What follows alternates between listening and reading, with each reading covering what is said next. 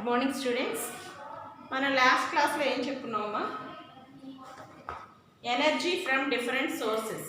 ఏ sources నుంచి వస్తుందంట? Solar,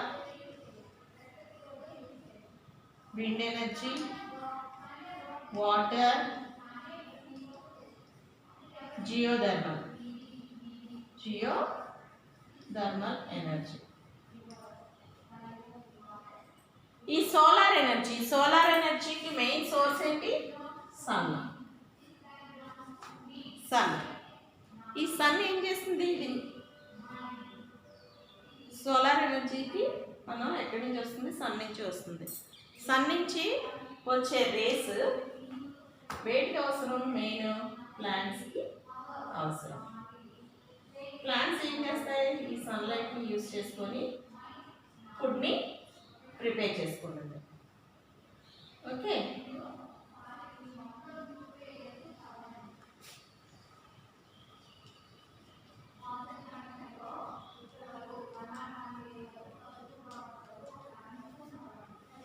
already plant ఏమేమి అవసరం? ప్లాంట్ చక్కగా పెరగాలి అంటే వాటర్, సన్లైట్, ఎయిర్, ఇవి కావాలి. వాటర్, ఇంకా సాయిల్ కూడా కావాలి. మెయిన్ సోర్సెస్ ఇవే అన్నమాట, వాటర్, సన్లైట్, ఎయిర్. మనం ఈ సాయిల్లో సీడ్ వేసినప్పుడు వాటర్ పోసినప్పుడు కొన్ని రోజులకి ఆల్రెడీ మనం సీడ్ జర్మినేషన్ గురించి చెప్పుకున్నాం. ఈ సీడ్ జర్మినేషన్ అయిన తర్వాత ప్లాంట్కి మనం ఏం ఫుడ్ ఇవ్వట్లేదు, వాటంతటా అవే తయారు చేస్తుండే. ఎందుకని? ఈ సన్ వస్తేనే అది ఫోటోసింథసిస్. ఫుడ్ ఎక్కడ ప్రిపేర్ అవుతుంది? లీవ్స్లో ప్రిపేర్ అవుతుంది. ఫుడ్ లీవ్స్లో ప్రిపేర్ అవుతుంది. ఆ లీవ్స్లో ఫుడ్ ప్రిపేర్ అవ్వాలి అని అంటే ఫస్ట్ మనకి సన్లైట్ అనేది మెయిన్ కావాలి. ఈ సన్లైట్ వచ్చినప్పుడు ఏమవుతుందంటే ఈ లీవ్స్లో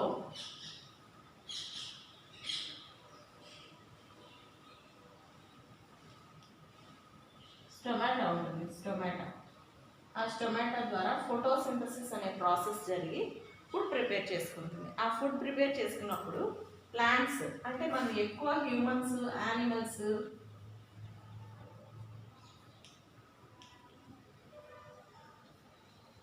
బర్డ్స్ అంటే లివింగ్ థింగ్స్ అందరికీ ఫుడ్ కావాలి. మనకి ఫుడ్ ఎక్కడి నుంచి వస్తుంది? ఇప్పుడు సపోజ్ రైస్ ఎక్కడి నుంచి వస్తుంది? ప్లాంట్ నుంచి. అలాగే ఫ్రూట్స్, వెజిటేబుల్స్ ప్లాంట్ నుంచి. అలాగే యానిమల్ ఫుడ్ అంటే మనకి యానిమల్స్ నుంచి వస్తాయి. కానీ యానిమల్కి ఏం కావాలి? యానిమల్కి గ్రాస్ కావాలి కదా, ఆ గ్రాస్ ఎక్కడి నుంచి వస్తుంది? ప్లాంట్స్ నుంచి. ఇప్పుడు సపోజ్ మన ఎగ్స్, మిల్క్, మీట్ ఇవన్నీ కావాలంటే మనం యానిమల్ ప్రొడక్ట్స్ యూజ్ చేస్తాం.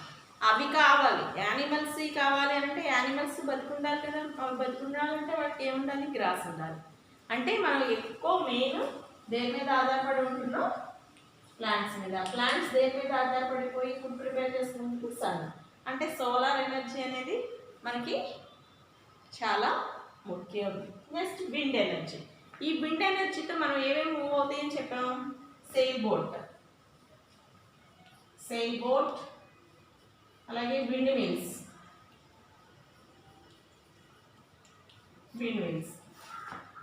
ఈ సోలార్ బోట్ అదే సెయిల్ బోట్ ఎలా మూవ్ అవుతుంది? మనకి సముద్రంలో బోట్ ఉంటుంది కదా, ఈ బోట్కి ఇలా కట్టు ఉంటుంది అనమాట, చాపలాగా కట్టు ఉంటుంది. ఒక పోల్ ఉంటుంది, ఆ పోల్కి ఇలా చాపలాగా కట్టు ఉంటుంది అనమాట. ఈ చాపలాగా కట్టు ఉన్న దానికి డైరెక్షన్ అంటే గాలి ఎటు వీస్తుందో ఆ డైరెక్షన్లో బోట్ అనేది మూవ్ అవుతుంది. గాలి ఇటు వస్తుంది అనుకోండి, ఇటు మూవ్ అవుతుంది. ఇటు వస్తుంది అనుకోండి, ఇటు మూవ్ అవుతుంది. అంటే ఆ విండ్ యొక్క డైరెక్షన్ బట్టే అది మూవ్ అవుతుంది. తర్వాత విండ్ మిల్స్ మీరు ఎక్కడైనా చూసారా? ఆల్రెడీ నేను చెప్పాను కదా లాస్ట్ క్లాస్లో, తిరుపతిలో మనకు కనిపిస్తాయని. ఎక్కువ కొండ ప్రాంతంలో, హిల్స్ ఏరియాలో ఉంటాయి. హిల్స్ కొండల మీద ఎందుకుంటాయి? అక్కడ గాలి ఎక్కువ వస్తుంది. Already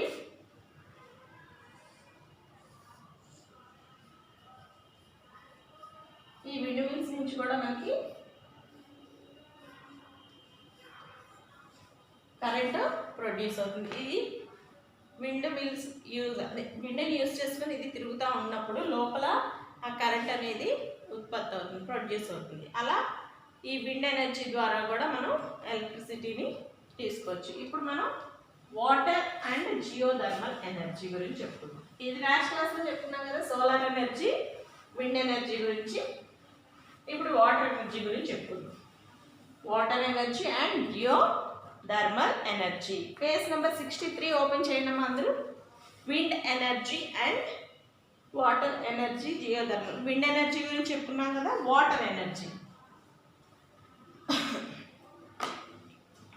When a rivers flow down from the hills with great speed and force, the water in them has a lot of energy. It can carry big rocks with it and also turn the big wheels of turbines to produce electricity.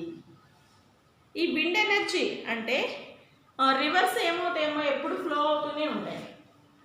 Reverse ఎప్పుడు ప్రవహిస్తూనే ఉంటాయి. లేకపోతే ఎప్పుడైనా ఎండిపోతాయా? ఎండిపోయాయి ఏంటి? Lakes, చెరువులు ఎండిపోతాయి. Reverse ఎప్పుడు ఎండిపోవు, ఎప్పుడు flow అవుతూనే ఉంటాయి. ఫ్లో అంటే ప్రవహిస్తాయి అన్నమాట. లేక్స్ ఏమైపోతాయి? డ్రై అయిపోతాయి. ఓకే, డిఫరెన్స్ తెలుసుకోండి. రివర్స్ ఎప్పుడు ఫ్లో అవుతాయి. లేక్స్, పాండ్స్ ఇలాంటివి ఉంటాయి చూసారా, అవి డ్రై అవుతాయి. ఇప్పుడు మనకి దగ్గరలో ఉన్న రివర్ ఏంటి? కృష్ణా రివర్. కృష్ణా గోదావరి. కృష్ణా గోదావరి ఈ రివర్స్ మనకి దగ్గరలో ఉన్నాయి. Okay, Krishna river, Godavari river మనకి దగ్గరలో ఉన్నాయి. ఇవి ఎప్పుడు ఫ్లో అవుతూనే ఉంటాయి.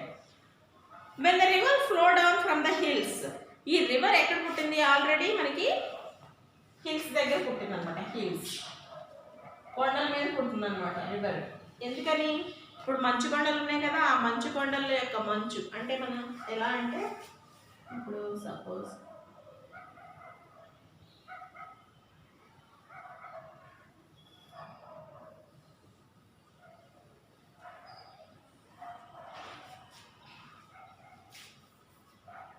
ఇదేంటి? ఇండియా మ్యాప్ అనుకోండి. ఇండియా ఈ ప్లేస్ అంతా ఏమున్నాయమ్మా మనకి? హిమాలయాస్. హిమాలయాస్ ఉన్నాయి కదా. హిమాలయాస్ అంటే ఏముంటుంది అక్కడ? మంచు ఉంటుంది. మంచు ఉంటుంది. ఆ మంచు ఏమవుతుంది? ఎండకి ఆ మంచు కరిగి ఆ హిల్స్, కొండలు ఉంటాయి కదా అక్కడ, ఆ కొండలో నుంచి ఇలా కిందకి ఫ్లో అయ్యి ప్రవహిస్తూ ఉంటాయి. ప్రవహించి ఎక్కడ కలుస్తాయి? చివరికి ఇక్కడ ఒక సీ ఉంది, ఇక్కడ ఒక సీ ఉంది, ఇక్కడ ఒక సీ ఉంది. ఈ సీలో కలుస్తాయి అన్నమాట. Arabian sea, Pacific ocean, bay of Bengal వాటిలో కలుస్తాయి. అంటే ఈ మంచు మొత్తం కరిగి మనకి రివర్ లాగా ఫ్లో అవుతుందంట. అంటే హిల్స్ దగ్గర మనకి ఏం పుడుతుంది? రివర్ అనేది పుడుతుంది అనమాట. ఆ రివర్స్ ఫ్లో అయ్యి కొన్ని చీలికలు అంటే డివైడ్ అవుతూ ఉంటాయి, కొన్ని పాయలుగా డివైడ్ అవుతూ ఉంటాయి. ఓకే, అలా మనకి రివర్స్ అనేవి ఫ్లో అవుతాయి. ఈ రివర్స్ ఫ్లో అయ్యేటప్పుడు ఏమవుతుంది? వాటర్తో పాటు rocks, hills with a great speed and force, the water in them has a lot of energy. బాగా స్పీడ్గా ఫ్లో అవుతుంది, ఫోర్స్ కూడా. It can carry big rocks. ఇంకా ఈ వాటర్తో పాటు ఏం క్యారీ చేస్తాయంట? బిగ్ రాక్స్, బండరాళ్ళు కూడా క్యారీ చేస్తుందంట. Big rocks with it and also turn the big wheels. ఇప్పుడు ఈ ఫ్లో అయ్యే వాటర్ని ఏం చేస్తున్నారు? ఇక్కడ ఒక టర్బైన్ ఇచ్చాడు. టర్బైన్ వేద్దాం చూడండి. టర్బైన్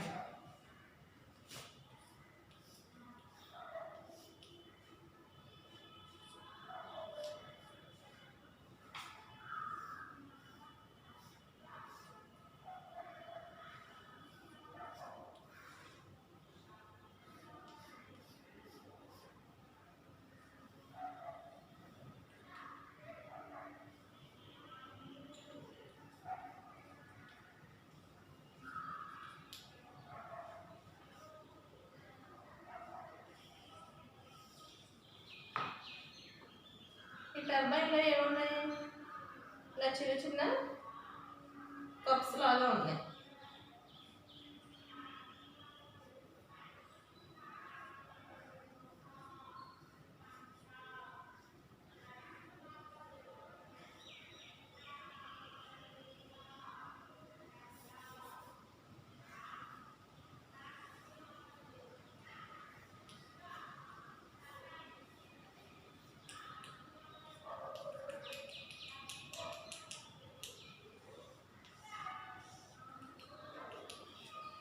వాటర్ ఈ ఎక్కువ ఫోర్స్గా అంటే రివర్లో ఎక్కువ ఫ్లో అవుతూ ఉన్నాయి కదా, ఆ రివర్స్ ఫ్లో అయినప్పుడు అవి ఏం కూడా క్యారీ చేస్తాయి, బిగ్ రాక్స్, పెద్ద పెద్ద రాళ్ళు కూడా కొట్టుకొని వస్తాయని చెప్పాం.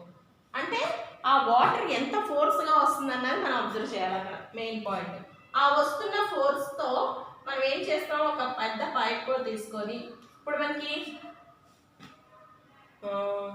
వంతెనలాగా ఉంటాయి, ఆ వంతెనలాగా ఉన్నప్పుడు వాటికి చిన్న చిన్న ఇంత తూముల్లాగా ఉంటాయి, గేట్లు అంటారు చూసారా.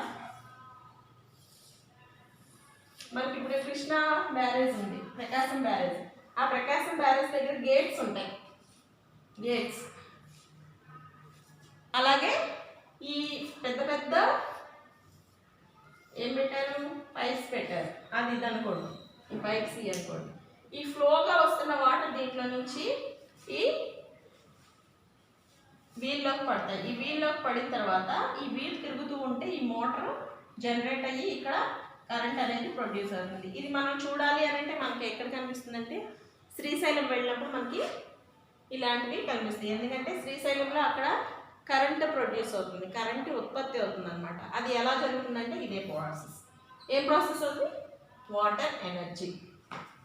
టర్బైన్స్ ఉంటాయి అన్నమాట, ఇదేంటి టర్బైన్. ఆ టర్బైన్స్ ఎప్పుడు రన్ అవుతూనే ఉంటాయి, వాటర్ ఫ్లో అవుతూ ఉంటుంది, టర్బైన్స్ రన్ అవుతూ ఉంటాయి. ఆ రన్ అయినప్పుడు ఏమవుతుందంటే ఎలక్ట్రిసిటీ, కరెంట్ అనేది ప్రొడ్యూస్ అవుతుంది. కరెంట్ ప్రొడ్యూస్ అవుతుంది. ఆ కరెంట్ ప్రొడ్యూస్ అయిన కరెంట్ని ఎక్కడ పంపిస్తారు, పెద్ద పెద్ద స్టేషన్స్కి పంపిస్తారు, సబ్ స్టేషన్స్కి. పవర్ స్టేషన్స్ ఉంటాయి కదా, ఆ పవర్ స్టేషన్స్కి వచ్చిన తర్వాత ఆ పవర్ స్టేషన్ నుంచి సబ్ స్టేషన్స్కి, సబ్ స్టేషన్స్ నుంచి మనకి ఆల్రెడీ పొలాల్లో పెద్ద పెద్ద పోల్స్, కరెంట్ పోల్స్ కనపడతాయి. వైర్లు చాలా బారుగా చాలా ఎత్తుగా ఉంటుంది ఆ పోల్స్. అవన్నీ ఎక్కడికి వస్తాయి, మన ఊళ్ళో ఉన్న కరెంట్ ఆఫీస్కి వస్తాయి. ఆ కరెంట్ ఆఫీస్ నుంచి ట్రాన్స్ఫార్మర్స్కి వస్తాయి, ట్రాన్స్ఫార్మర్ నుంచి మన హౌసెస్లోకి వస్తాయి. డైరెక్ట్గా మనం శ్రీశైలంలో నుంచి మన ఇంట్లోకి తీసుకొచ్చామనుకోండి, ఇంట్లో ఉన్న వస్తువులన్నీ పాడైపోతాయి. అందుకనే అవి కొంచెం కొంచెంగా ఎంత లెవెల్ పంపించాలి కరెంటు అన్నది వాళ్ళు స్టేషన్కి వస్తుంది. ఆ స్టేషన్ నుంచి మనకి ట్రాన్స్ఫార్మర్, రోడ్డుకి ఒకటి ట్రాన్స్ఫార్మర్ ఉంటుంది, ఆ ట్రాన్స్ఫార్మర్ నుంచి మన హౌసెస్కి వస్తుంది కరెంట్. అంటే మనకి వాటర్ ఎనర్జీ కూడా చాలా ఉపయోగపడుతుంది. ఎందుకని కరెంట్ లేకపోతే మనం ఉండగలమా, ఉండలేము. ఆల్రెడీ ప్రతిదీ phones, TV, computer, mixie, grinder, fridge ఇవన్నీ మనం దేంతో పనిచేస్తున్నాయి, కరెంట్ ఉంటేనే పనిచేస్తాయి. కరెంట్ లేకపోతే పనిచేస్తున్నాయా, కరెంట్ లేకుండా ఉండగలమా మనం కొంతసేపు అయినా. ఫ్యాన్స్, ఇంట్లో ఫ్యాన్స్, లైట్స్ ఇవన్నీ. అంటే ఈ విండ్ ఎనర్జీ కూడా మనకి చాలా ఉపయోగపడుతుంది. సోలార్ ఎనర్జీ, విండ్ ఎనర్జీ లాగానే మనకి వాటర్ ఎనర్జీ కూడా ఉపయోగపడుతుంది. తర్వాత geothermal energy. Geothermal energy, beside solar energy we also get energy from the earth. ఈ జియోథర్మల్ ఎనర్జీ అనేది మనకి ఎక్కడి నుంచి వస్తుందంట, ఎర్త్ నుంచి వస్తుంది. The core of the earth. Already మనకి ఈ ఎర్త్లో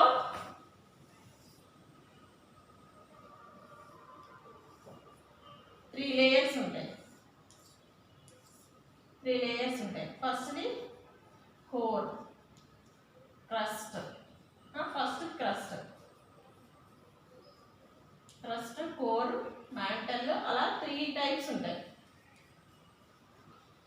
ఇలా త్రీ టైప్స్ ఉంటాయి అన్నమాట. ఈ కోర్ అంటే భూమి లోపల ఉండే ఎనర్జీ అనమాట, that is core I think. సెకండ్ది మ్యాంటల్లో, లాస్ట్లో ఉండేది కోర్, బాగా లోతుగా ఉండేది కోర్ అనమాట. ఈ బాగా లోతుగా ఉన్న భూమిలో ఏముంటుంది మనకి, జియోథర్మల్ ఎనర్జీ ఉంటుంది. Most of the earth energy comes from the sun. అసలు మోస్ట్ ఆఫ్ ద ఎనర్జీ మనకి ఎక్కడి నుంచి వస్తుందని చెప్పుకున్నాం లాస్ట్ క్లాస్లో, సన్ నుంచి వస్తుందని చెప్పుకున్నాం. The rest of it's comes from deep inside the earth. ఆ ఎండ ఎత్తుకోండి. ఇప్పుడు సపోజ్ మనకి వేసవికాలం వచ్చిందనుకోండి, ఆ బయట మనం నడవలేము. ఎందుకని? కాళ్ళు కాలిపోతుంటాయి. అదే చెప్పులు లేకుండా నడిస్తే ఇంకా కాలిపోతాయి. ఆల్రెడీ మనం చెప్పులు లేకుండా అలా గడ్డిలో కానీ మట్టి మీద నడిచినా కూడా అది కాలిపోతూ ఉంటుంది. అంటే ఆ హీట్ అనేది ఆ ఎర్త్ అబ్జర్వ్ చేసుకొని లోపలికి పంపిస్తుంది. Earth energy is also known as geothermal energy. ఈ ఎర్త్ ఎనర్జీని ఏమన్నా geothermal energy. Geo means earth and thermal means heat. Geo అంటే ఎర్త్, జియో అంటే ఎర్త్, థర్మల్ అంటే ఏంటి ఇచ్చాడు? Heat.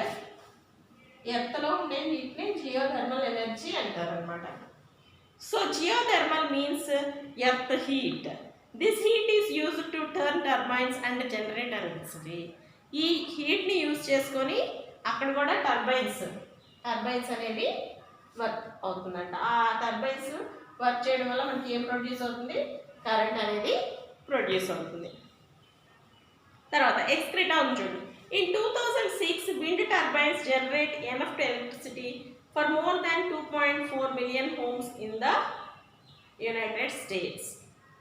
In 2006, wind turbines generate enough electricity for more than 2.4 million homes in the United States. Turbines నుంచి వచ్చే electricity 2.4 millions హోమ్స్కి United స్టేట్స్లో electricity అంటే more than వాటికి కావాలి అంటే 2.4 మిలియన్ హోమ్స్కి వెళ్ళగా ఇంకా ఎక్కువ జనరేట్ అయిందట. ఏ ఎనర్జీ? Wind turbines. విండ్ అంటే ఏం చెప్పుకున్నాం మనం? ఏం చెప్పాం? విండ్ అంటే ఎగ్జాంపుల్స్ విండ్ మిల్స్ నుంచి వచ్చేది యునైటెడ్ స్టేట్లో 2.4 మిలియన్స్ హోమ్స్కి పంపించగా ఇంకా ఎక్కువ జనరేట్ అయ్యిందట. ఓకే, తర్వాత ప్రాక్టీస్ జోన్ 3 చూడండి. Find out and write one use each of the solar energy and wind energy. ఏదైనా ఒక యూజ్ రాయమన్నాడు. Wind energy, solar energy. తర్వాత డిఫరెంట్ టైప్స్ ఆఫ్ ఎనర్జీ గురించి నెక్స్ట్ క్లాస్లో చెప్పుకుందాం. ఇప్పుడు ఇది రాద్దాం. ప్రాక్టీస్ జోన్ 4 ఇటు సైడ్ రాస్తాను, రాసుకోండి.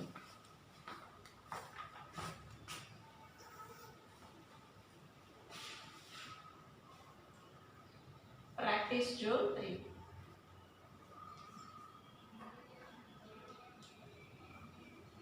Wind energy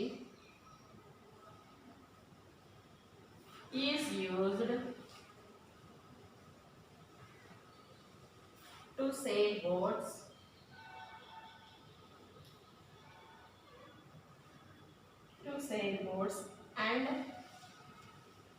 and solar energy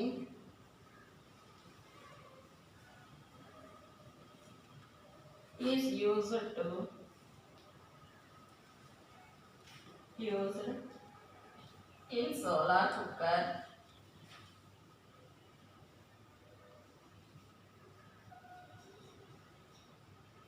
to cook food.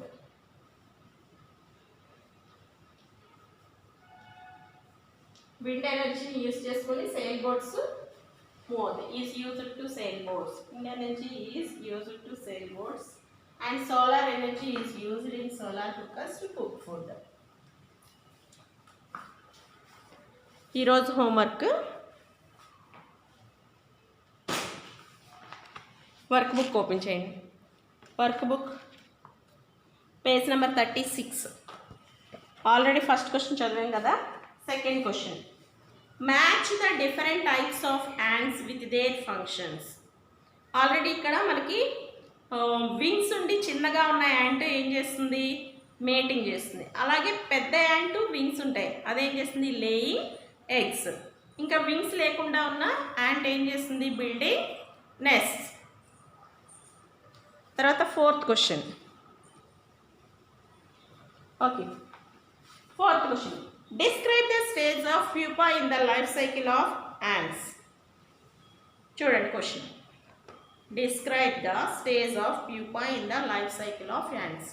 Page number 36లో సెకండ్ క్వశ్చన్, ఫోర్త్ క్వశ్చన్ చదవాలమ్మా. థర్డ్ క్వశ్చన్ ఆల్రెడీ పిక్చరే కదా. Fourth question, describe the stages of pupa in the life cycle of ants. When larva enters into a resting stage, it is called pupa. Internally, pupa is white in color, but later their color changes and they become dark. The structure of pupa, page 37. Pupa is almost similar to adults, with the only expectation of their legs and antennas being folded. After several weeks, adult ants emerges from the pupa. ఇది life cycle of A ant గురించి. First larva వస్తుంది. Larva ఏంటిది? Resting stage, అంటే rest తీసుకుంది. It is called pupa. దాన్ని మనం pupa అన్నాం. తర్వాత ప్యూపా వైట్ కలర్లో ఉంటుంది, బట్ దే కలర్ చేంజ్ అవుతుంది. తర్వాత ప్యూపా ఆల్మోస్ట్ సిమిలర్ టు అడల్ట్స్గా తయారవుతాయి. తర్వాత లెగ్స్, యాంటినాస్ ఫోల్డ్ అయి ఉంటాయి. కొన్ని రోజుల తర్వాత అవి కాళ్ళు అలాగే యాంటినాస్ చక్కగా వచ్చేస్తాయి. అడల్ట్ యాంట్ త్వరగా ప్యూపాలో నుంచి వచ్చేస్తుంది అన్నమాట. ఇది 2-4 క్వశ్చన్స్ చదవాలి. నెక్స్ట్ క్లాస్లో మనం చెప్పుకుందాం నెక్స్ట్ టాపిక్. బాయ్ అమ్మా.